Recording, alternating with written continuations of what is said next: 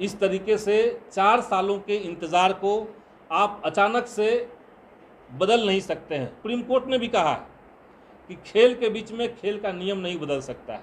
नई नियमावली में जो स्टेक होल्डर्स शिक्षा विभाग के तहत आते हैं, सीटेट, बीटेट और एस्टेट उत्तीर्ण जितने अभ्यर्थी हैं वो, तो इन तमाम स्टेक होल्डर्स की जो इच्छा है वो बगैर परीक्षा के हो। 7वें चरण की नियुक्ति पहले कीजिए। जो पहले से नियोजित शिक्षक हैं इन सबको सम्मानजनक वेतनमान वाला, अब जब नियमावली का शुरुआती ड्राफ्ट बना, आप सब लोग जानते हैं कि विधानसभा के भीतर हम लोगों ने जब कई बार इस मुद्दे को उठाया तो सरकार ने ये कहा कि जब नियमावली बनेगी तो आप लोगों से राय मशविरा लिया जाएगा।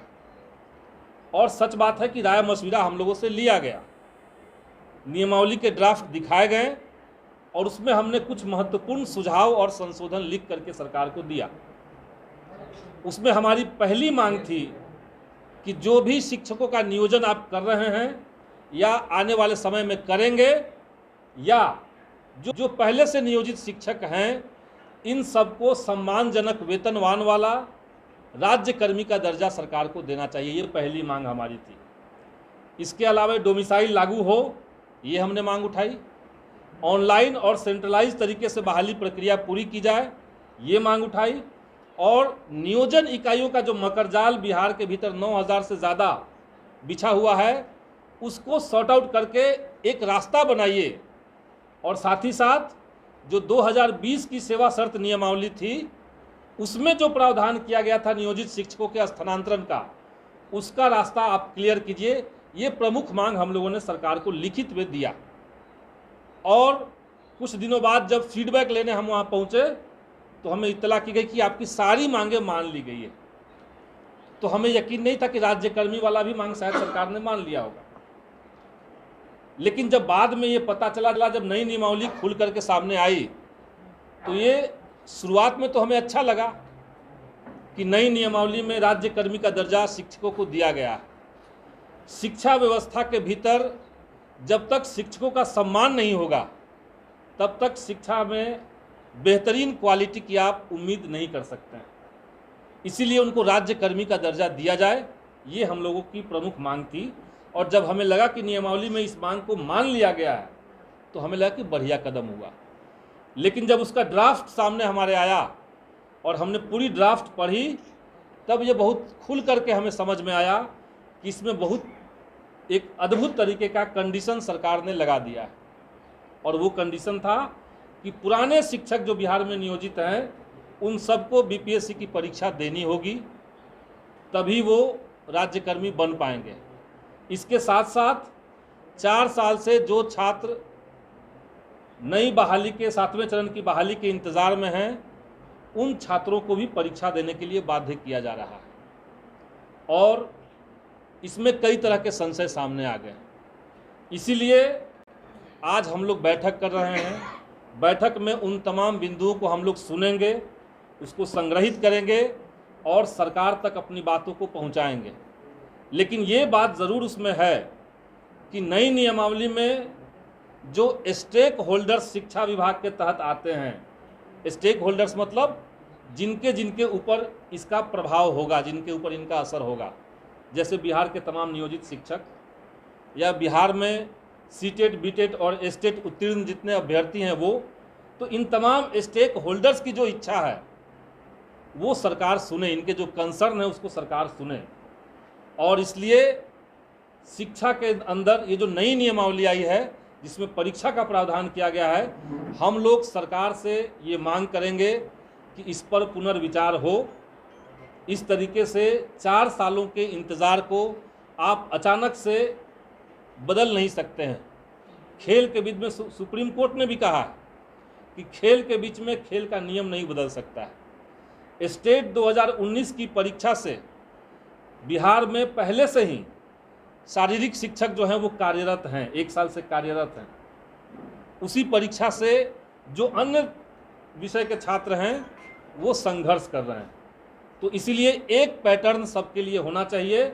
और इसलिए सरकार की अगर कोई चिंता है कि हमें परीक्षा लेनी है तो आप 7वें चरण की नियुक्ति पहले कीजिए।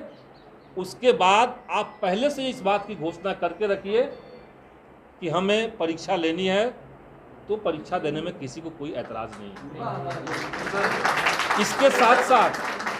इसके साथ साथ हम ये भी कहना चाहेंगे कि सरकार की चिंता जो दिखने में लग रही है, और एक हिस्से में ये बात जा रहा है कि सरकार शायद शिक्षा विभाग में गुणवत्ता को लेकर के कंसर्न है, तो ये कंसर्न से हम लोग का कोई ऐतराज नहीं है।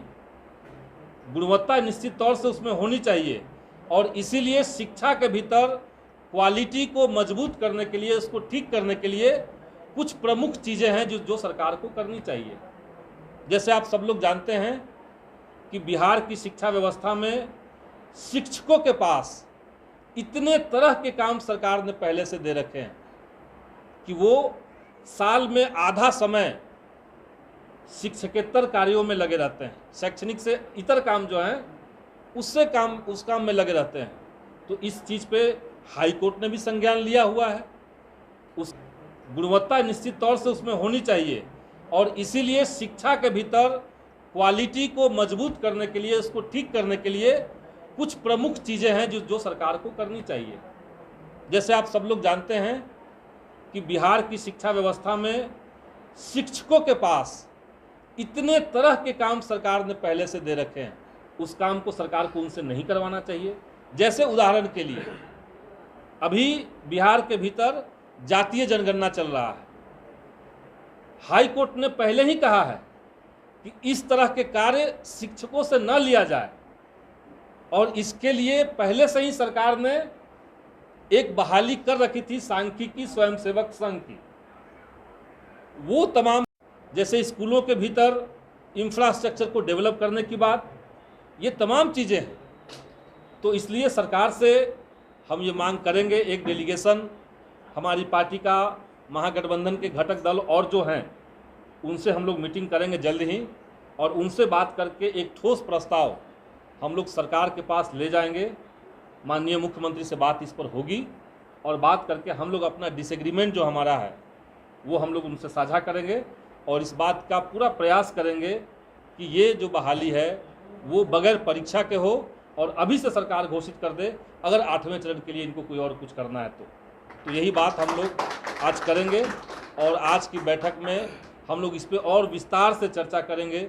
छात्रों का इससे इतर अगर कोई और कंसर्न है तो उसको यहाँ सुना जाएगा, उसको नोट डाउन करेंगे, और उसको फिर हम लोग आगे चैनलाइज करके सरकार तक पहुँचाएंगे। यही आज का मीटिंग का मीडिया के साथियों के लिए यही ब्रीफ रिपोर्टिंग है।